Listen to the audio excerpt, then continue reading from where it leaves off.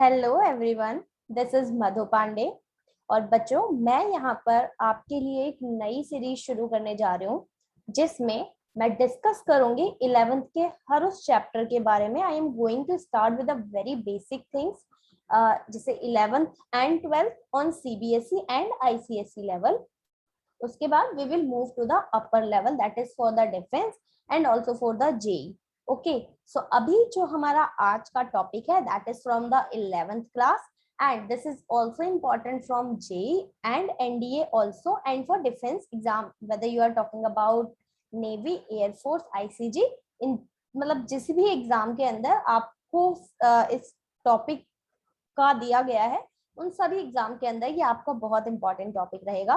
तो आज मैं ये टॉपिक जो है बहुत ही बेसिक से शुरू करने वाली हूँ। तो I am going to start this topic and the topic is sets. Okay, so set से बहुत सारे बच्चे सेट्स के बारे में जानते हैं।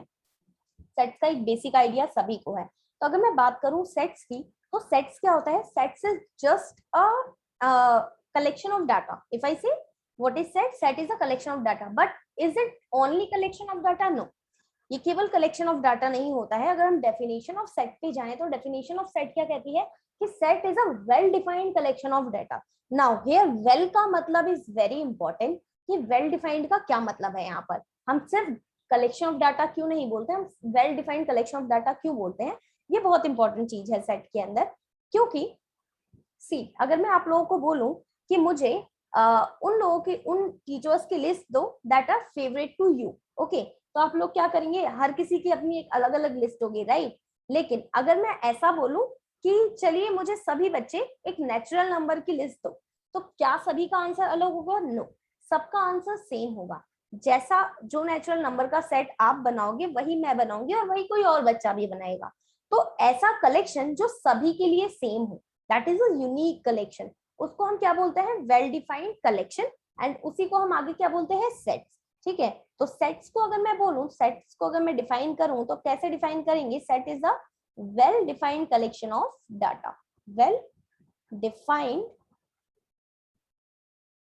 collection of data. Okay, so see, अगर मैं एग्जाम्पल की बात करूं तो आप सभी को पता है कि एग्जाम्पल में क्या है? अ set of all natural number, right? Set of all natural number. अब अपनी लाइफ में आज तक हमने सेट्स का बहुत जगह यूज किया है, सेट वर्ड का बहुत जगह यूज किया है, राइट? जैसे अगर मैं कुछ एग्जांपल्स लूं, जैसे आप लोग बोलते हैं, जो बॉयज हैं वो बोलते हैं कि यार आज बाल सेट नहीं हुए मेरे, ठीक है, ठीक से सेट नहीं हो पा रहे। यहाँ आपकी नॉर्मल लाइफ के अंदर जो वर्ड है, जैसे वो इंसान मुझसे सेट नहीं हो, या वो बंदी सेट हो जाए तो मजा आ जाएगा, वो बंदा सेट हो जाए तो मजा आ जाएगा, है ना? इस तरह से हम सेट वर्ड को बहुत जगह यूज करते हैं। जैसे आप किसी बुक की दुकान पे गए हैं और आपको एनडीए का सारा मटेरियल चाहिए, उसने आपको एनडीए की मैथ्स की बुक दे दी, फिजिक्स की दे दी, या फिर आप 11th की बुक के लिए गए हैं, 11th का सारा कलेक्शन लेने गए हैं, मैथ्स, फिजिक्स, साइंस, जिस भी स्ट्रीम्स है। तो आपको क्या करता है? आप जिस भी सब्जेक्ट के लिए गए हैं, जिस भी कोर्स के लिए गए हैं, अगर वो सब कुछ दे दे तो आप क्या कहेंगे कि मेरा तो एनडीए का पूरा सेट मिल गया मुझे, या 11th का पूरा सेट मिल गया मुझे। तो इस तरीके से सेट वर्ड को हम अपनी जनरल लाइफ में बहुत बार यूज कर चुके हैं, बट आज हम जो सेट पढ़ेंगे उस सेट का आपकी जनरल लाइफ से रिलेशन तो जरूर है, पर थोड़ा सा अलग है। तो let's make it interesting in that sense. सबसे पहले बात करते हैं बच्चों की, जो सेट है आपका, उसको हम कई टाइप से लिख सकते हैं, ठीक है? देयर आर डिफरेंट टाइप्स जिस तरीके से हम सेट को डिफाइन करते हैं। तो जिसमें से फर्स्ट टाइप आपका क्या आता है? फर्स्ट आप उसको किस तरह डिनोट करते हैं? आप उसको डिनोट कर सकते हैं रोस्टर फॉर्म में, ठीक है? इट्स रोस्टर फॉर्म, ठीक। एंड रोस्टर फॉर्म को ही हम और क्या बोलते हैं? इसको हम टेबुलर फॉर्म भी बोलते हैं। This is called tabular form also, right? ये टेबुलर फॉर्म भी बोला जाता है। Now talk about second part. तो सेकंड पार्ट में हम इसको क्या बोलते हैं? इसको हम सेट बिल्डर फॉर्म भी लिख सकते हैं। सेट को आप सेट बिल्डर फॉर्म में भी दिखा सकते हैं, ठीक है? एंड सेट बिल्डर फॉर्म को फर्दर क्या बोला जाता है? It is known as rule form, okay? इसको हम क्या बोलते हैं? Rule form. इसके अलावा आपके पास थर्ड जो है, third is what? Descriptive form. Descriptive form को जनरली बच्चे हम सेट के अंदर यूज नहीं करते, but yes, this form is also very important, क्योंकि इसका यूज आप आगे अपना प्रोबेबिलिटी, परम्यूटेशन, कॉम्बिनेशन एंड ऐसे कई सारी चीजों में करने वाले हैं, जहां पर आपको ना तो रोस्टर फॉर्म देते हैं, क्योंकि अल्टीमेटली जब भी हम मैथ सॉल्व करते हैं तो हमारे पास सेट ऑफ इन्फॉर्मेशन होता है, राइट। उस सेट ऑफ इन्फॉर्मेशन को हम रीड करते हैं और वहां से कुछ डेटा निकालते हैं और उसके ऊपर ऑपरेशन करते हैं। तो अल्टीमेटली मैथ्स में आप सब कुछ सेट ही पढ़ने वाले हैं, ठीक है ना। There is every set of instruction in the mathematics. तो वहां पर आपको roster and set builder form में दिया हो वो जरूरी नहीं है, आपको डिस्क्रिप्टिव फॉर्म में भी दिया हो सकता है। एंड डिस्क्रिप्टिव फॉर्म भी आपको सिमिलरली रीड करनी आनी चाहिए, जैसे आप roster form and set builder form से निकालते हैं। तो चलिए रोस्टर फॉर्म की तरफ बढ़ते हैं। पहले देखते हैं रोस्टर फॉर्म होता क्या है एंड रोस्टर फॉर्म में लिखा किस तरह जाता है। जैसे मैंने अभी आपको बताया कि अगर मैं एग्जांपल ले लूं यहाँ पर आपका सेट बिल्ड इसका set of all natural number का, तो क्या होगा यहाँ पर,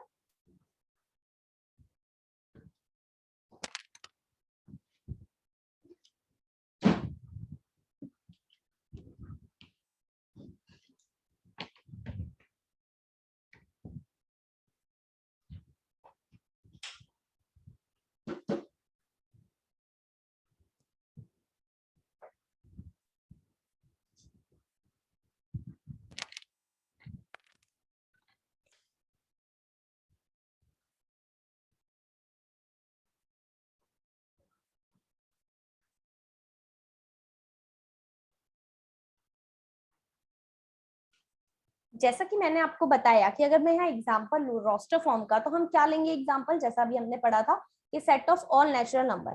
तो सबसे पहले हमें सेट में एक चीज ध्यान रखनी है, अगर मैं कोई चीज इस तरह लिख रही हूँ बच्चे, a इक्वल टू 1 2 3 4 5, ठीक है, ये मैंने एक सेट बनाया जिसके अंदर मैं ये कह सकती हूँ कि आपका ये जो है दीज आर कॉल्ड, जो कर्ली ब्रैकेट के अंदर लिखे होते हैं इन्हें क्या कहते हैं, एलिमेंट्स ऑफ सेट। इन्हें क्या कहेंगे, elements of set. And set के एलिमेंट्स को हमेशा इस कर्ली ब्रैकेट के अंदर रखा जाता है, ठीक है, हमेशा, चाहे आप उसकी रोस्टर फॉर्म की बात करें, क्या लिख दिया मैंने, ब्रैकेट गलत लिख दिया, ओके ठीक है, यहाँ पर चाहे आप उसकी रोस्टर फॉर्म की बात करें, चाहे आप उसकी सेट बिल्डर फॉर्म की बात करें, आप उससे क्या रखेंगे, कर्ली ब्रैकेट के अंदर ही रखेंगे, ओके।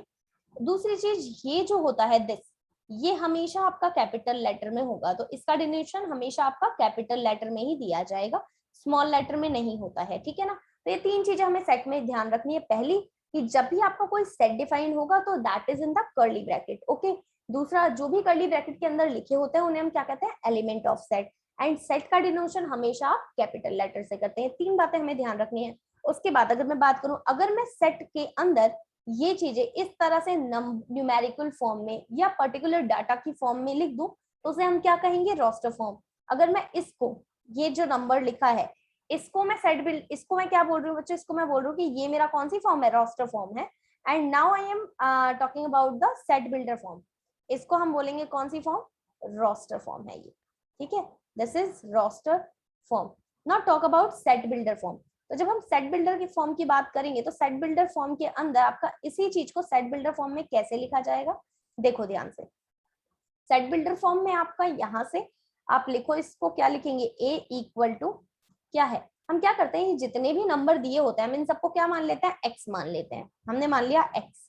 अब क्योंकि हमने इसे x माना है तो हमें इस x को डिफाइन भी करना पड़ेगा, राइट, कि मैंने ये जो x माना है ये किससे माना है, ये लिखना तो पड़ेगा ना।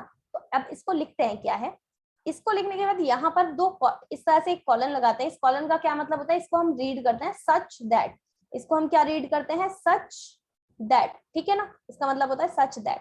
तो x सच दैट, अब x को डिफाइन करना है, x is a natural number. लेकिन क्या मैं अगर सिर्फ यहीं पर खत्म कर दूं x is a natural number, तो मेरी स्टेटमेंट ठीक होगी, नहीं, क्योंकि अगर कोई इस स्टेटमेंट को पढ़ेगा तो वो कहां से कहां तक नंबर लिखेगा, 1 से लेके इंफिनिटी तक नंबर लिख देगा। पर इसके अंदर तो मेरे पास नंबर कहां तक है, 5 तक ही है केवल। तो इसका मतलब मुझे इसको ऐसा डिफाइन करना पड़ेगा कि जो भी इंसान इस स्टेटमेंट को पढ़े वो मुझे 1 से 5 तक ही नंबर लिख के दे। तो आप क्या लिखोगे, x is a natural number where x कहां से कहां तक जा रहा है भाई, x इज लेस देन और इक्वल टू 5 ओनली, ठीक है। Now this is the complete form, इसको हम बोलते हैं सेट बिल्डर फॉर्म। जहां से आप चाहे रोस्टर फॉर्म लिखो चाहे सेट बिल्डर फॉर्म लिखो, अगर आपको रोस्टर फॉर्म दिया और आप उससे सेट बिल्डर फॉर्म लिख रहे हैं, तो इसका मतलब आप ऐसी स्टेटमेंट लिखो जिसे पढ़ने के बाद जो आपको दिया हुआ है रोस्टर फॉर्म में सेम ही रिजल्ट निकल के आए। और अगर आपको सेट बिल्डर फॉर्म दी हुई है तो आप उसको रोस्टर फॉर्म में जब लिखते हैं तो आप सेम चीज लिखें, जिससे अगर मैं वापस अगर सेट बिल्डर फॉर्म में लिखना चाहूँ तो मेरा रिजल्ट एकदम सेम आए। ठीक है, तो ये तो बात हो गई सेट बिल्डर फॉर्म और रोस्टर फॉर्म की। Now talk about descriptive form. तो डिस्क्रिप्टिव फॉर्म क्या होता है? डिस्क्रिप्टिव फॉर्म के अंदर, descriptive form is a kind of set builder form, but set builder form के अंदर हम नोटेशंस यूज कर रहे हैं, जैसे सच दैट यूज किया हमने, कर्ली ब्रैकेट यूज किया, लेकिन इसके अंदर हम ऐसा कुछ यूज नहीं करेंगे, हम सिर्फ एक स्टेटमेंट यूज करेंगे। तो हम बोलेंगे A is a set of natural number, natural number less than और इक्वल टू 5, लेस देन और इक्वल टू 5। आप ये भी लिख सकते हैं, आप इसको इस तरह भी लिख सकते हैं, A is a set of natural number less than 6, ये भी लिख सकते हैं, तो भी आपके 5 तक के नंबर आएंगे। बट द जिस्ट इज कि आप जो भी स्टेटमेंट लिख रहे हैं उसको पढ़ने के बाद आपकी सेम सेट बिल्डर फॉर्म बननी चाहिए, सेम रोस्टर फॉर्म बननी चाहिए। तो डिस्क्रिप्टिव फॉर्म में क्या डिफरेंस आ जाता है कि आपके पास किसी भी तरह की कोई आप मैथमेटिकल नोटेशन यूज नहीं करते हैं, आप सिंपली एक स्टेटमेंट यूज करते हैं जो आपको सेम रिजल्ट देती है। तो इस तरह से हम इन 3 फॉर्म के अंदर बात करते हैं। नाउ अब इसके अंदर हमें ये समझना है कि यहाँ पर आपके पास जितना भी आपने किया है, इस चीज को डिफाइन करने के लिए एक और चीज है जहां पर हम देखते हैं सी। नेक्स्ट एक और चीज आ जाती है, नई चीज, जिसका अब हम देखेंगे किस तरह से उसका काम होता है। सी एक होता है ये सिंबल, ठीक है। अब इस सिंबल का क्या मतलब है भाई? ये कौन सा सिंबल आ गया, ये तो हमने आज तक नहीं देखा। इस सिंबल को बोलते हैं बिलोंग्स टू, बिलोंग्स टू, या फिर इसको क्या पढ़ा जाता है, is an element of, is an element of. ठीक है, तो देखो जैसे मैंने ए अपना एक सेट बनाया, उसके अंदर मैंने लिखा 1 2 3 4 5, ये लिखा मैंने, ठीक है ना, ये लिखा।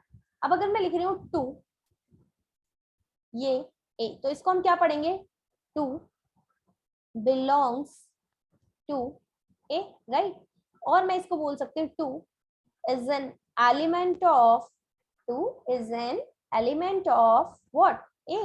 ओके, तो हम इस तरह से इसे रीड कर सकते हैं। बट नाउ मैं किस चीज को बिलोंग्स टू में डालूंगी और किस चीज को नहीं डालूंगी, ये समझना बहुत जरूरी है। तो इसके लिए मैं एक और एग्जांपल ले रही हूँ।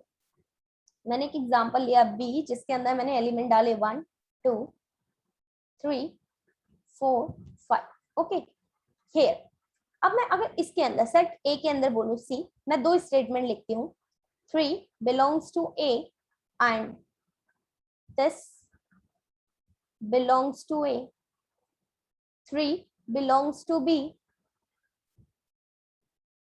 and this belongs to B। सी, मुझे इसमें बताना है कि कौन सी स्टेटमेंट मेरी करेक्ट है एंड कौन सी स्टेटमेंट मेरी रॉन्ग है, ठीक है ना। करेक्ट एंड रॉन्ग स्टेटमेंट की तरफ हमें देखना है। तो देखो, जब हम बिलोंग्स टू की बात करते हैं तो बिलोंग्स टू का मतलब आपके कर्ली ब्रैकेट के अंदर जैसा एलिमेंट दिया हुआ है, जैसा भी आप अगर एज इट इज उठा के वैसा ही रख लो तो उसे मैं बिलोंग्स टू कहूंगी, ठीक है, उसे मैं क्या कहूंगी, बिलोंग्स टू। लेकिन अगर मैं उसमें कुछ भी चेंज कर दूं, कुछ भी मतलब कुछ भी चेंज कर दो, तो आपका वो बिलोंग्स टू नहीं रहेगा। अब अगर मैं पहली स्टेटमेंट की बात करूं कि 3 बिलोंग्स टू ए, तो आप इसमें देखो 3 दिया हुआ है, जैसा दिया है बिल्कुल वैसा ही लिख लिया, इसका मतलब ये स्टेटमेंट एकदम करेक्ट है। Now come here, 3 curly bracket belongs to A. अगर आप इसमें आओ 3 के आगे कोई कर्ली ब्रैकेट है, नो, ये कंप्लीट कर्ली ब्रैकेट है, इसको हम काउंट नहीं करते। इसके अलावा कहीं कर्ली ब्रैकेट दिख रहा है क्या 3 के आगे? नहीं दिख रहा, तो इसका मतलब ये डज नॉट बिलोंग्स टू हो जाएगा। तो इसको क्या पढ़ते हैं, does not belongs to, right. इसको हम क्या पढ़ेंगे, does not belongs to. Now come to here, 3 belongs to A. अगर मैं यहाँ देखूं तो 3 अकेला है क्या? 3 अकेला नहीं है, 3 कर्ली ब्रैकेट के साथ है। तो यहाँ आप ये नहीं कहोगे कि 3 belongs to B, 3 does not belongs to B, right. अगर मैं ये वाली बात करूं कि 3 curly bracket belongs to B, तो yes this belongs to B, क्योंकि जैसा यहाँ पर दिया हुआ है हमने बिल्कुल एज इट इज ऐसा ही यहाँ पर उतार लिया। तो समझे बिलोंग्स टू का क्या मतलब होता है कि आपका कर्ली ब्रैकेट के अंदर एलिमेंट जैसा भी दिया है आप बिल्कुल वैसा ही उठा के अगर यहाँ रख देते हैं तो उसको हम बिलोंग्स टू कहते हैं, ठीक है। यहाँ तक बात समझ आ गई है? चलो ठीक है। अब यहाँ पर हमारी कुछ टर्म्स हैं जो हमें समझनी बहुत जरूरी है, जो आप बार बार जिसको देखेंगे वो है, देखो अगर n लिखा है तो n मतलब क्या होता है, n आपका डिनोट करता है सेट ऑफ नेचुरल नंबर, ठीक है। एंड नेचुरल नंबर भी ऑल नो कहाँ से कहाँ तक होते हैं, 1 से लेके इंफिनिटी तक होते हैं, ठीक ना। अगर कहीं W लिखा है तो W का मतलब क्या होता है, whole number. And whole number कहाँ से कहाँ तक होते हैं, ये 0 से लेके इंफिनिटी तक होते हैं। इन दोनों में क्या फर्क है, ये 1 से शुरू होता है natural number and whole number 0 से शुरू होता है। नाउ सी, अगर कहीं Z लिखा है तो Z मतलब set of integers, and set of integers के अंदर आपके पॉजिटिव नंबर भी आ गए एंड नेगेटिव नंबर भी आ गए। लेकिन अगर सिर्फ Z प्लस लिखा है तो इसका मतलब क्या हुआ, ये है पॉजिटिव इंटीजर को डिनोट करता है, इसका मतलब हुआ positive integer. Now come to next, अगर मैं बात करूं Z नेगेटिव की, तो Z नेगेटिव किसको डिनोट करता है, ये आपका नेगेटिव इंटीजर को डिनोट करता है, ठीक है। This is negative integer. Now come to next, अगर मैं यहाँ पर आपसे बात करूं Q की, तो Q आपका किसको डिनोट करता है, Q denotes the rational number, ठीक है। Q आपका रैशनल नंबर को डिनोट करेगा। नाउ कम टू नेक्स्ट, अगर मैं बात करूं R की, तो R किसको डिनोट करता है, R डिनोट करता है रियल नंबर को। मुझे बताओ, अगर रैशनल नंबर को Q डिनोट करता है तो इरेशनल नंबर को कौन डिनोट करेगा, इरेशनल नंबर को डिनोट करने के लिए हमारे पास होता है T। T किसको डिनोट करता है, इरेशनल नंबर को। तो ये टेबल आपको याद रखनी है, कौन किसको डिनोट करता है। इसमें से आप बहुत सारी चीजों को जानते होंगे, I know, but T and Q से बहुत सारे बच्चे नहीं जानते होंगे T और Q किसको डिनोट करता है। बट फ्रॉम टुडे ऑनवर्ड आपको पता है Q किसको डिनोट करेगा, आपको रैशनल नंबर को, एंड T डिनोट करेगा इरेशनल नंबर को। तो बेस्ड ऑन दीज इंफॉर्मेशन आपकी एक्सरसाइज 1.1 जो दी हुई है एनसीईआरटी के अंदर, आप उसे सॉल्व कर सकते हैं। यहाँ से आपका कोई भी क्वेश्चन इस जितना मैंने कॉन्सेप्ट पढ़ाया है इस कॉन्सेप्ट के अलावा और कोई कॉन्सेप्ट वहां पर यूज नहीं होने वाला है। तो यहाँ तक में से आप अपनी एनसीईआरटी का कोई भी एग्जाम्पल, कोई भी क्वेश्चन सॉल्व कर सकते हैं। In the next class, I will solve exercise 1.1 and also I will discuss some other concept on sets. So be with me, stay tuned. Thank you. Jai Hind.